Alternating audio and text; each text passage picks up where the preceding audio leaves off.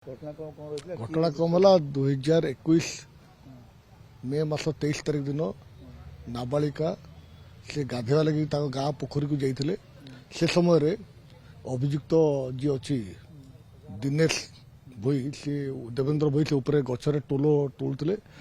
देखिले देखिए पछाड़ डाकिले 2-4 से न शुणिला जो गले टाणी आनिले टाणी आणिक मुहर कपड़ा भी दुष्कर्म कले दुष्कर्म पर से कांदी कांदी कांदिला और तार किसी लोक पाखा 23 जन 27 जन साक्षी 23-30 जन रू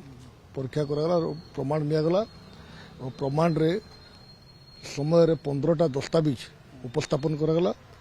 कोर्ट मान्यवर अदालत विचार करी 20 वर्ष दंड 376 एक धारा अनुसार कले एवं दुईटा जाक सामान थोर 6 पुष्को आईन अनुसार सामान दुईटा सामान थोर जेहतु पुष्को आईन अधिका अच्छी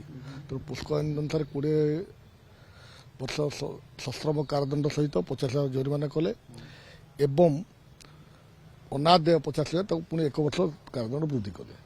और पीड़िता को 10 लाख टंका सहायता देवाई जिला आईन सेवा प्राधिकरण को निर्देश देले।